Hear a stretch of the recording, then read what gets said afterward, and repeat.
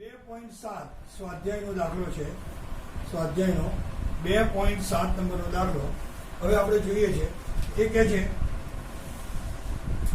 દરથી 25% દ્રાવણના 300 ગ્રામ અને 40%ના 400 ગ્રામ છે અને મિશ્ર કરો. એટલે આપણી જોડે દ્રાવ્ય બે થયા, એક કિલો 25% અને બીજો 40%. તો સૌથી પહેલા દ્રાવ્ય એ શું થાય? બરાબર, દ્રાવ્ય એકના ટકા અથવા દળ શું થશે? પર્સન્ટેજ W/W ગુણ્યા છેદ ટકા હોય. હંમેશા આપણે ટકા કેટલા પર લઈએ છીએ? 100 પર.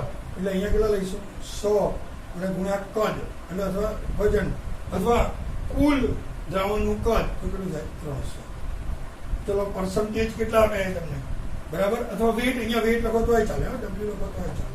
ચલો, અહીંયા પર્સન્ટેજ કેટલા આપે? 25 ગુણ્યા 300 ડાયરેક્ટ છેદમાં 100. ડીસુમ 25 તરી 75. હવે અહીંયા દ્રાવ્ય બે ની વાત કરો. કરું દ્રાવ્ય બે શું થશે?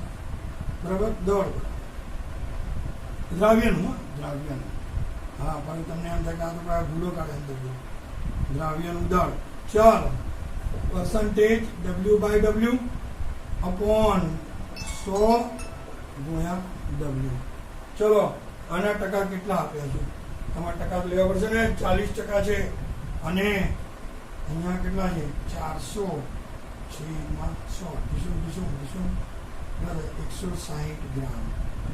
હવે આપણે કુલ પહેલા છે ને દ્રાવ્યનું દળ કરી નાખો. કુલ દ્રાવ્યનું દળ કેટલું થાય?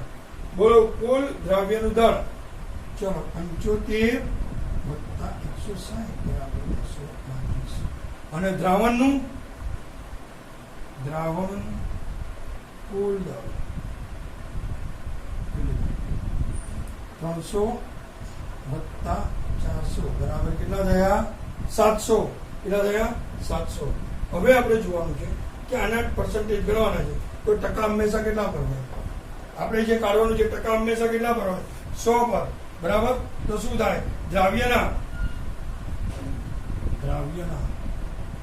W/W પર્સન્ટેજ બરાબર દ્રાવ્યનું વજન છેદમાં કુલ દળ અથવા કુલ વજન જે બી લો ગુણ્યા ટકા હંમેશા કેટલા પર હોય? 100 પર. આ 235 છેદમાં 700 ગુણ્યા 100. આ 200. બરાબર ને? 235 ગુણ્યા 700 ગુણ્યા 100 કેટલા આવે છે? જુઓ, 235 ભાગ્યા 7 કેટલા આવ્યા? 33.57. જો 33.57%. હવે સમજો 33.57% અથવા અમુક ચોપીને 33.5 બી હશે. એ રીતે કરવાના. હવે આપણે કોના ટકા લેવાના છે? આપણે આને 100 માંથી શું કરવાના? બાદ. એટલે આપણને જે જોઈએ છે એ મળી જશે. તો દ્રાવકના ટકા બરાબર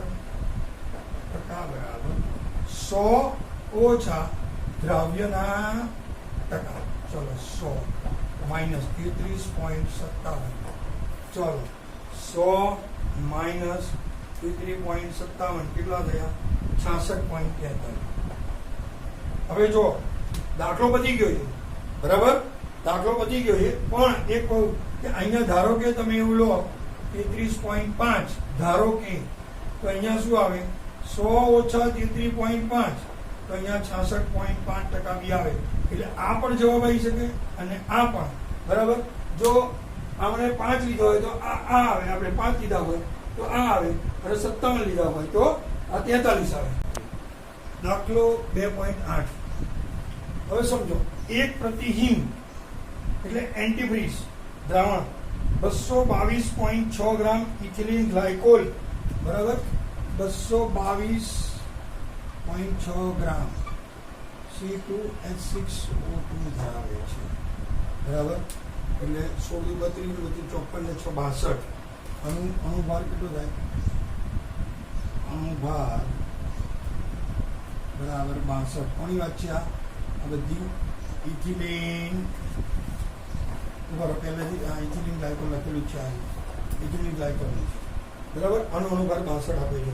હવે બીજું શું કહે છે કે 200 ગ્રામ પાણીમાં મિશ્ર કરો. કેટલા ગ્રામ પાણીમાં? 200 ગ્રામ, અને મોલારિટી શોધો. એટલે દ્રાવકનું વજન બરાબર 200 ગ્રામ થઈ ગયું. હવે એ બંનેને મિશ્ર કરી પહેલા એની મોલારિટી ગણવાની છે. તો એની મોલારિટી શું થાય? ચલો, m બરાબર મોલારિટી. મોલારિટી, લીટી શબ્દમાં મોલારિટી ગણવાની. યસ, મોલારિટી શું થાય? આપણું સૂત્ર મૂકો. કેટલું સૂત્ર નહીં મૂકવાનું? દ્રવ્યનું વજન ભાગ્યા દ્રવ્યનો અનુભાર ગુણ્યા કદ. બરાબર. હવે કદ કેવી રીતે લેવાનું છે?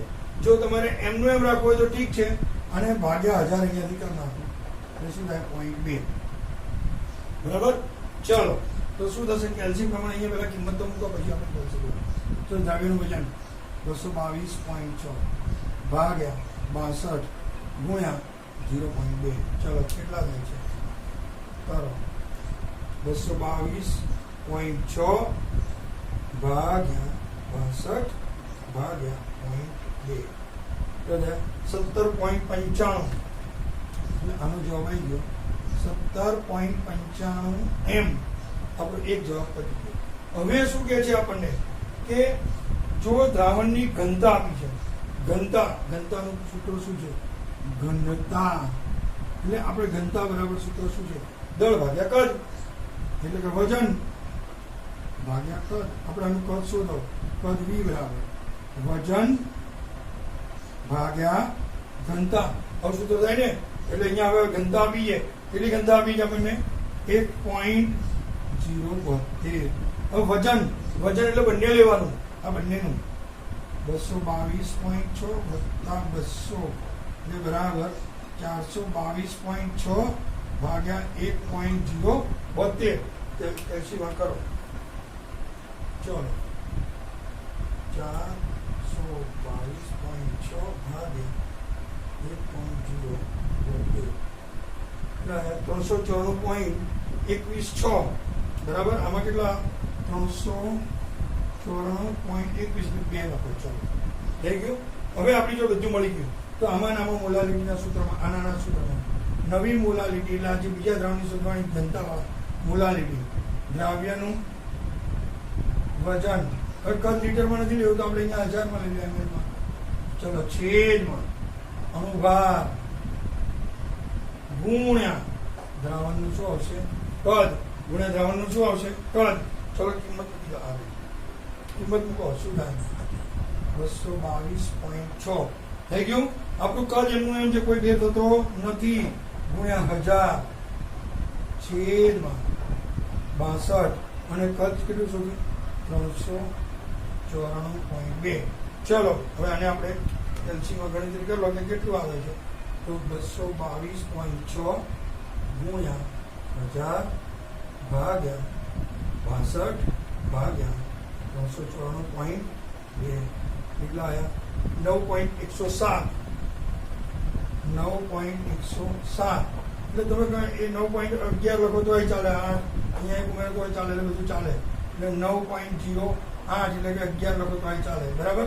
એટલે 9.01 આની મોલારિટી આવી ગઈ. એટલે હવે ખબર પડી ગઈ બે વાર મોલારિટી અલગ અલગ શોધવાની.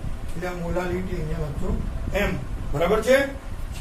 એટલે આમાં જવાબમાં આપણે ભાગાકારમાં 9.107 આવે. એટલે અહીંયા એક ઉમેરો તો શું થાય? 9.11. બરાબર. એટલે આટલે સુધી ક્લિયર. બરાબર. 2.9 શું કહે છે? પીવાના પાણીનો એક નમૂના ઘણા છે ભાઈ. આપણે ખૂબ જ ખરાબ રીતે ક્લોરોફોર્મ વડે સંદૂષિત થયેલો જણાવ્યો છે, જેને કેન્સરજન્ય જણાવવામાં આવે છે.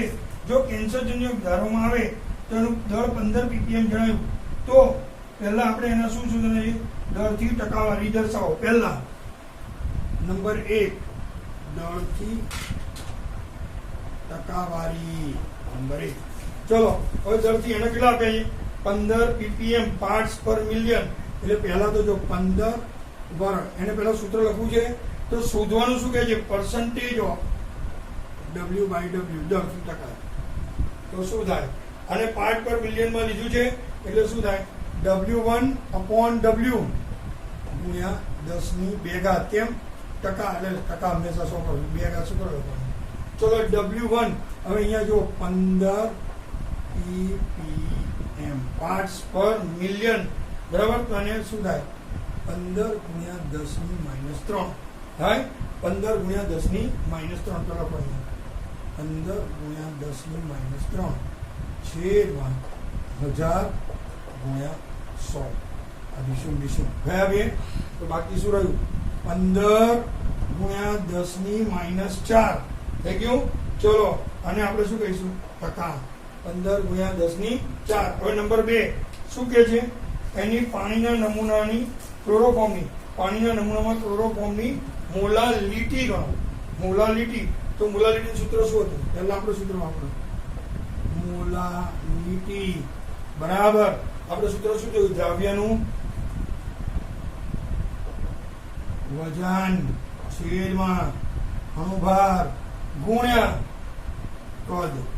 બરાબર. હવે કદ આપણે લીટરમાં લેવું હોય તો અહીંયા આમ 1000 લેવાનું, ml માં લેવું તો ના લેવું તો બરાબર 1000 નહીં લેવાના, પોઈન્ટ પડે. અહીંયા ml છે તો અહીંયા 1000 લીધા. બરાબર. ચલો હવે સૌથી પહેલા આપણી જોડે કેટલા છે? 15 દ્રાવ્યનું વજન, પછી 1000 એમના એમ. ક્લોરોફોર્મ CHCl3 એનું આણ્વીય દર ગણો. ક્લોરીનના 106.35.5 ગુણ્યા 3 વત્તા કાર્બનના 12 વત્તા 1 કુલ કેટલું થાય ગણો? CHCl3 12 વત્તા 1 વત્તા 35.5 ગુણ્યા 3 12 ને 13 વત્તા 119.5 ગ્રામ પ્રતિ મોલ. અહીંયા લખો 119.5 ગ્રામ પ્રતિ મોલ. અને દ્રાવણનું કદ કેટલું લેવાનું? 10 ની 6 ઘાત. કેટલું લેવાની? 10 ની 6 ઘાત. ચલો આ 3 ઘાત થઈ, 10 ની 3 થઈ. ચલો હવે આનો અવાજ કાઢો. 15 ભાગ્યા